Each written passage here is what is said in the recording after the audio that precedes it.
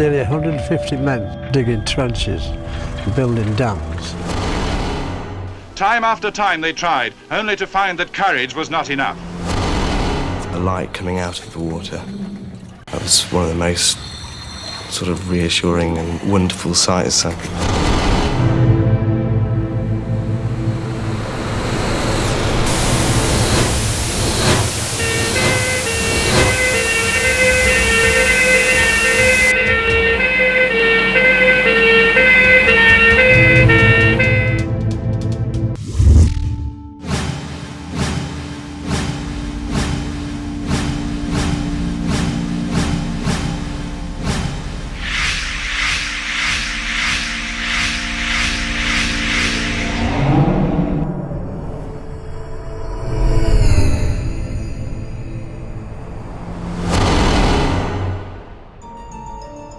In the Mendip Hills on January the 17th, 1959, a big extended operation had been planned in Swilton's Hole.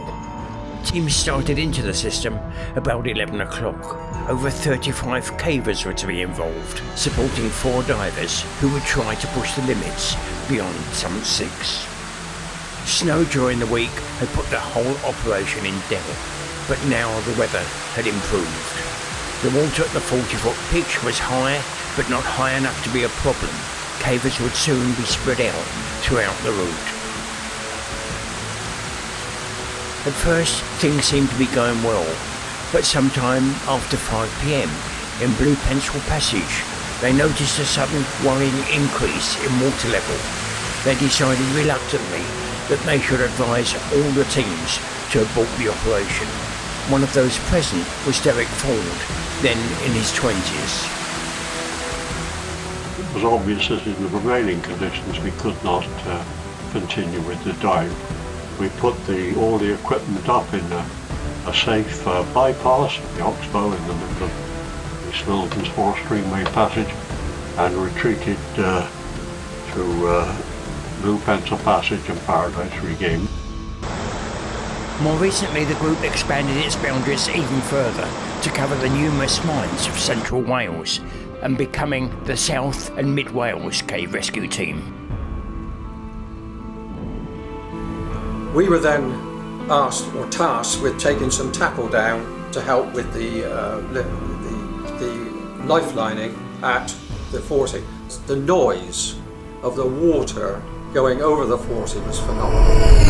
Underground, the majority of the main exploration teams were largely protected from the icy water by goon suits, those anti-immersion suits issued to pilots that were then available in XWD shops. However, some of the support team members did not have them. When the retreating cavers reached the bottom of the 40-foot pitch, the amount of water made it barely passable. Those who arrived that were not wearing goon suits were given priority and a good pull from above. One of those was 18-year-old John Wellington.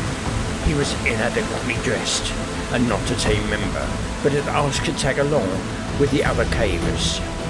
On attempting to climb the 40-foot pot in flood, on the way out, on a lifeline, he knocked off the ladder and hung upside down for 2 or 3 minutes before it was realised, and a brave man climbed up, released him and got him down.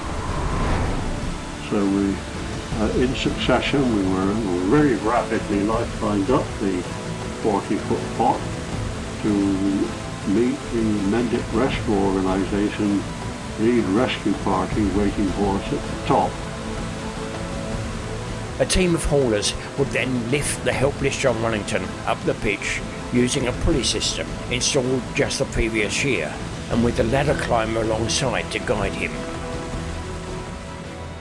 We pulled his clothes together, we rubbed his body, we rubbed his arms, we tried to get some sort of circulation going.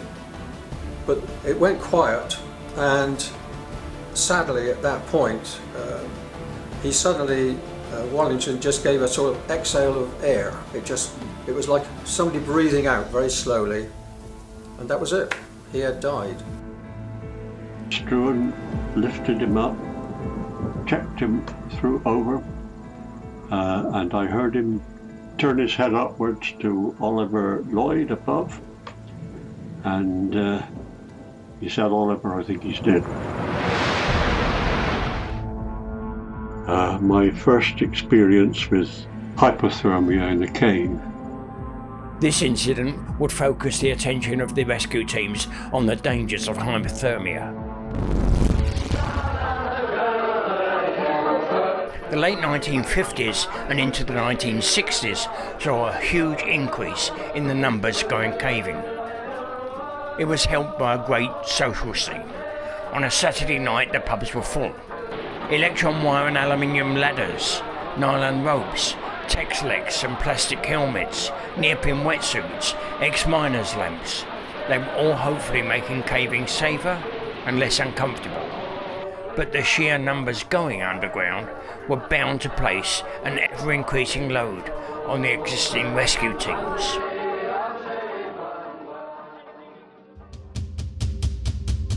The death of Neil Moss in 1959 at Peak Cavern had underlined the need for better procedures and cooperation between the teams. Because it was realised then that the teams really needed to work together, particularly if there were another big incident like that.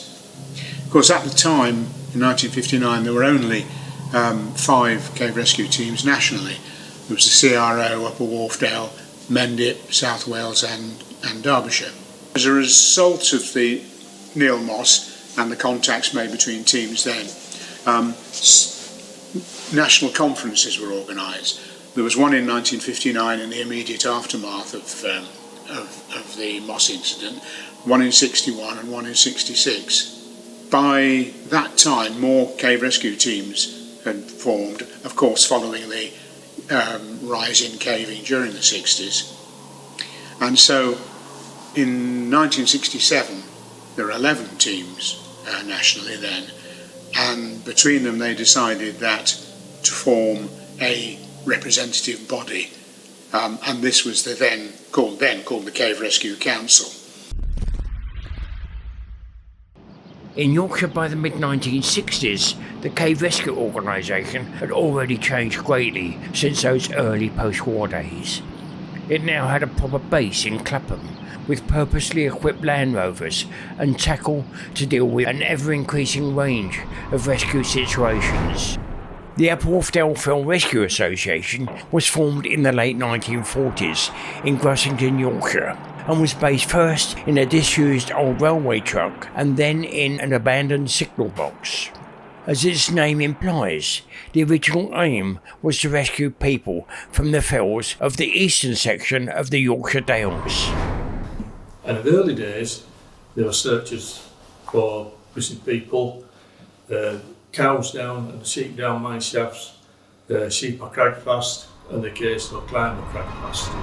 But all that was to change as it became increasingly asked to help on cave rescues. Enthusiasts who make a hobby of exploring underground caves gather in Great Whernside Mountain. But this is no holiday for them. It's a rescue mission. They're tackling Providence Pot, the entrance to Dowgill Cave. And here's 19-year-old Joan Smith, who says, "We sang, marched and slept ourselves to keep warm. We weren't frightened." Says Christine, "We never worried, though it was a bit grim at times." The opening of Providence Pot in 1954 was to have a huge impact on the team. It came the national news, and well, because of that, it became a magnet for the people to explore the system for the experienced and inexperienced. They were soon heavily involved in training and equipping the cave rescue team, but to do that they needed funds. That was in part achieved by making a successful film in 1964 with Peter Smith, a local cameraman and friend of one of the team. In all regions, as caves are natural drainage systems, flooding creates both the greatest risk to cave explorers and challenges to any rescue team. Derek Ford had already emigrated to Canada with his wife and 2 young children, but now he was back to finish his cave-based PhD thesis with work in Swilden's Hole. He had planned to go down that Saturday morning, but a carbide lamp problem meant that he was now late. Heavy rain began 12:30 it was torrential at times and continued through until 3 o'clock. Aware of the John Wallington disaster a couple of years before, we decided we'd better turn ourselves into a standby rescue operation and go down and see what was happening. We entered the cave at about 3:30 and met Michael Boone and his party. Mike and a couple of his party. I went back to the waterfall to look at it and agreed that it was simply not possible even to manage a descent.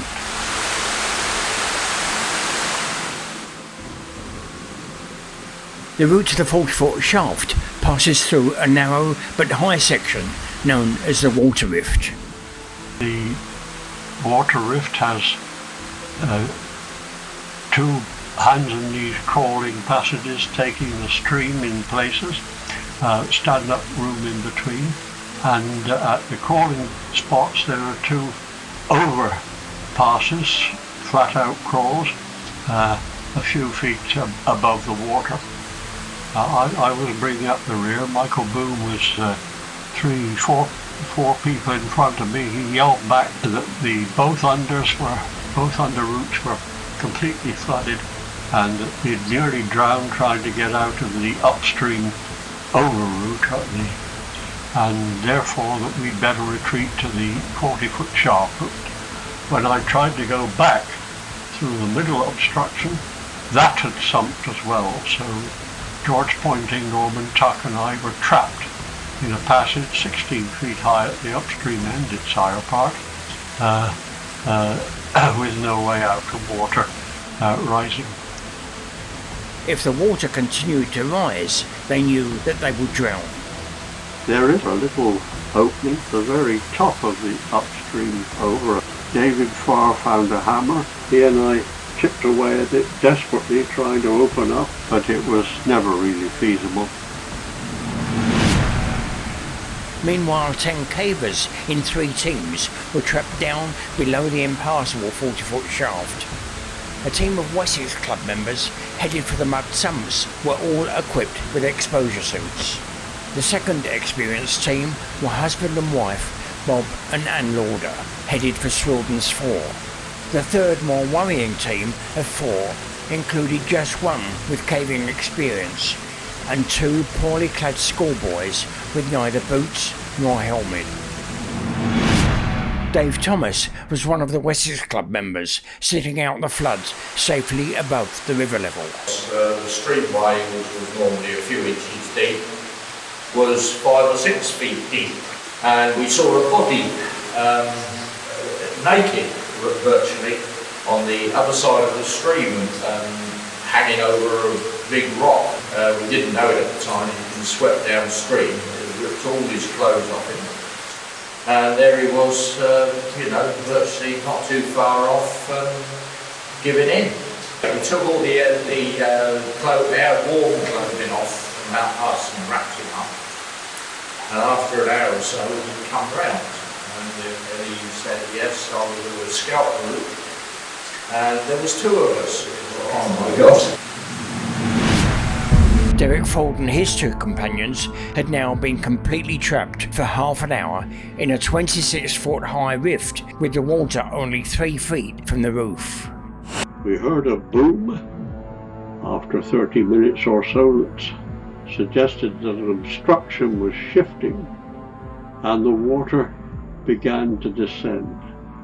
After a further 20 minutes, the water level had dropped for sufficiently that we heard a squeak of air through the middle, the over passage, the upper passage, in the upper set of squeezes. You have never seen 3 quite large cavers exit through a waterlogged squeeze in the upstream direction faster than we did on that occasion.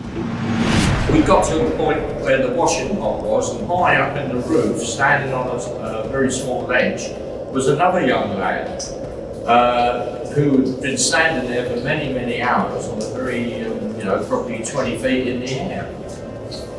Eventually, we collected him as the hours went by and the water dropped.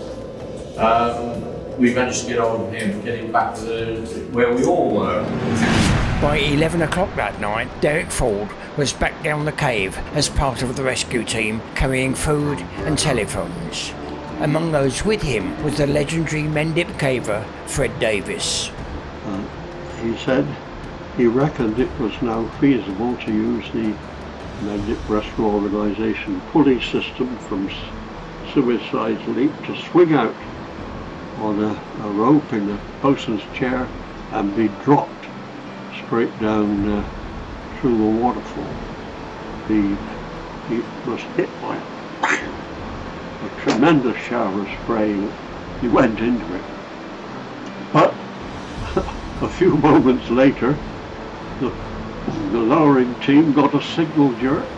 They pulled the rope back up. Obviously Fred had got off. He still had his wits about him. He hadn't been pounded to the ground by the water. And I got into the bosun's chair harness and followed him down. Whoop!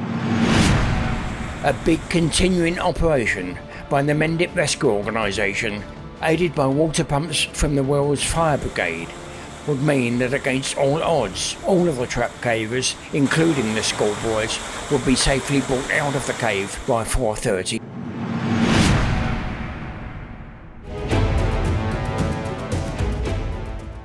Many of the universities now had a caving club as one of their activities.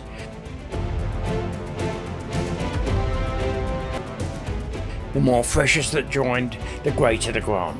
The period after the annual intake became known as the silly season. The universities in particular were very keen on outdoor activities for freshers and the likes, and so it was a question of how many freshers you could sign up to carry out these activities, and one of the activities was, of course, caving. These young people, albeit that they were keen and enthusiastic and probably reasonably fit, were introduced to an environment very quickly that they were not capable of handling. So we used to have a sort of a saying in CRO, the silly season. So September, October and November were often quite busy for CRO from CRO's point of view, because some of these poor kids got themselves into trouble and we had to pick up the pieces. The new influx was also creating a new breed of caver, willing to go to ever-increasing extremes to find new passage. Narrow or waterlogged passages previously considered impossible were being passed and new extensive networks of passages explored beyond. Inevitably, this was creating new potential problems for the rescue teams. How could you bring somebody out in the event of an accident? You're getting into places which are difficult to retrieve people from. You've got a nice, beautiful cave that they open up. Next thing, you find it very difficult because we can't get somebody out easily.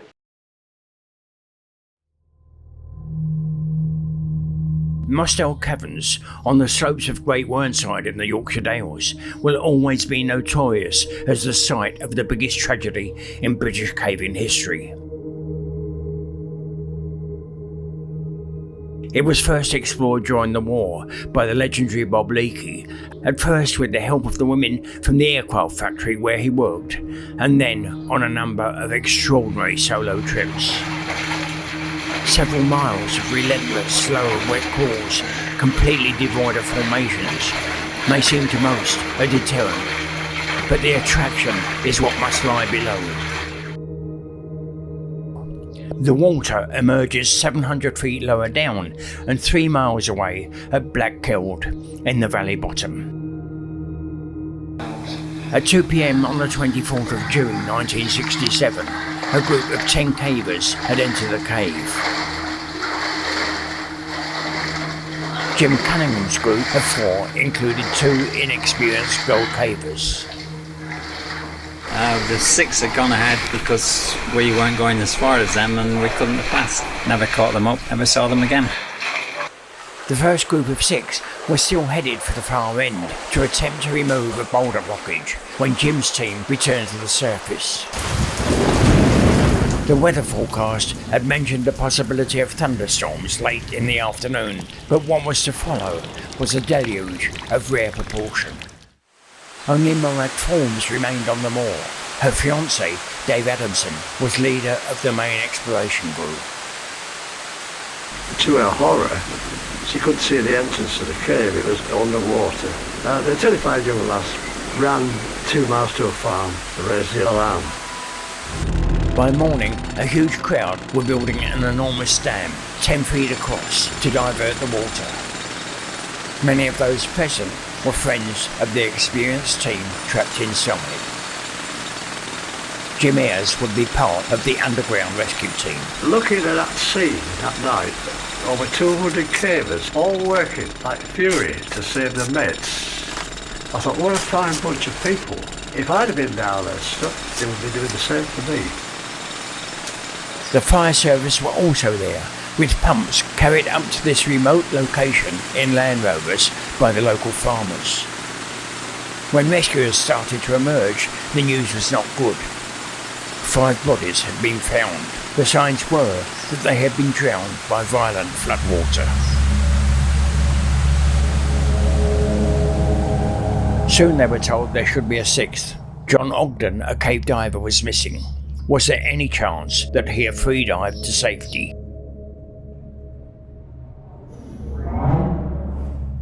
Sadly, his body would be found the following day, jammed in a crack and covered by flood debris. There was an enormous sense of shock. These were not novices, they were among the best cavers of that period. The repercussions would last years. The worry and all the stress for 5 days had its toll. The knock-on effect from that was that Wharfbill Rescue Association went bankrupt, couldn't pay the bills, and eventually the West Riding Police bailed us out. But as ever, some good would come out of it. Caver Harry Long, then in his 20s, had played an important role in the rescue attempt. Well, at the end of the Mustel incident, and I'd played a role there of sort of being the person who was involved in the dam building and that side of it, trying to keep the water away from the entrance. And Len Huff came to me afterwards and said, look, I know that you're doing things in Langstroth Dale, Pastergill, Strandsgill, Langstroth Pot, those sort of places. He said, I need information about those. I also need fit, active cavers who are willing to turn out with the Upper Wharfdale team, because hitherto it had been a rather parochial outfit. They didn't go caving outside their area, they didn't know many people in the caving world, and they were living in splendid isolation. So I said, okay, I would join, and I would also try and get some of my friends from the caving fraternity interested in joining as well. Skipton MP Burnaby Drayson felt that the rescue teams needed help. Mr. Burnaby Drayson, Conservative MP for Skipton, whose constituency includes Grassington, has been trying for some time to get the government to give a grant to cave rescue organisations to enable them to expand their activities. He believed that if official support were forthcoming, rescue teams would be able to expand their activities and might, for instance, be able to station wardens at the cave entrances. The wardens would be able to check the numbers of people entering so that, in the event of an accident, rescuers would know precisely how many people were in danger. Did he have any conception how many cave entrances there actually were? And how many people would be needed to spend their complete weekend up on the moor in all weather? Well, help from outside sources like MPs and people like that. I mean, from time to time, I'm sure they mean well. And in fact, we're quite happy, if you like, or thankful is probably the right word, for any help that we can get. You know, you always have to wonder about MPs exactly, because it's the flavour of the month and they came out the woodwork when there'd been a big incident. They got to be seen to be saying something. The BBC North film about cave rescue and the cave rescue organisation had been commissioned before Mustel.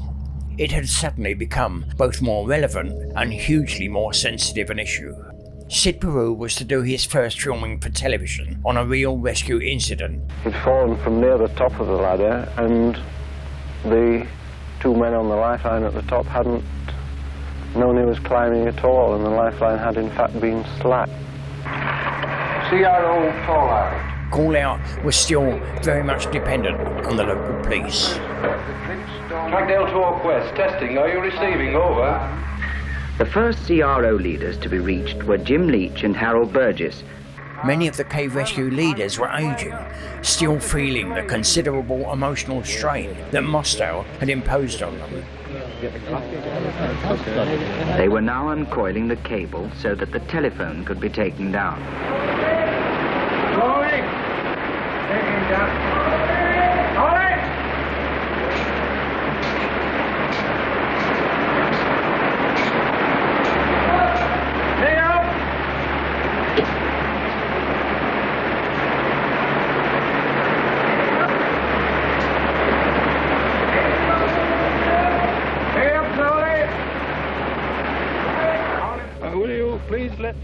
Once again, Reg Hainsworth, now in his mid-60s and having been involved with cave rescue since it was formed in 1935, was controlling operations. And below ground, a stretcher is successfully brought up the three smaller pitches. At each pitch, men climb into the waterfalls to protect Eric Luckhurst from the spray. Although they soon realised that he had broken ribs, the situation was not at first to be considered that serious. It is taking a little longer than expected.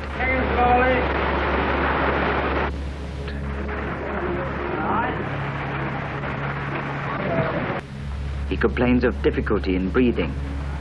The stretcher is disintegrating under the strain, and they are still only halfway out. Alan Musgrove comes up for the doctor. Unfortunately, the only doctor available to the cave rescue at that time was Dr. Hislop of Settle, who was a big man, not young, not a caver, and actually, in spite of what the film suggests, was probably incapable of going down Sunset Hole. But it was too late for any doctor. Eric Luckhurst was dead.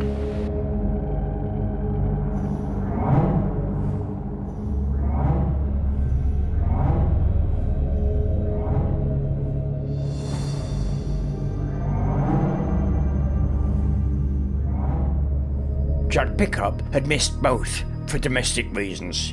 He should have been with his friends that died in Mustel Caverns. 4 of those guys were good friends of mine. And had I not just moved to Ingleton a few weeks before, and in fact was, if you like, had it impressed upon me by my wife that I ought to spend some time at the house and putting curtains up and goodness knows what else, that I didn't go. In normal circumstances, I wouldn't have been here now to tell the story. The rescues had highlighted both the strengths and the weaknesses of cave rescue in the north of England. Call out and communications, relationships with the police and fire brigade, the limitations of the Neil Robertson stretcher, and the need for a qualified, underground capable doctor. It had also put enormous strain on the aging controllers Len Huff and Reg Hainsworth. The Sunset Rescue was rather unfortunate. It came at the wrong time. Reg was getting on in years and he was having a lot of trouble with his hip. So that must have contributed in a big way for him deciding to retire. And that was when I was elected in his position. Len Huff and Reg Hainsworth were both to retire a few years later, after lives which were dedicated to cave and film rescue. A new era was beginning.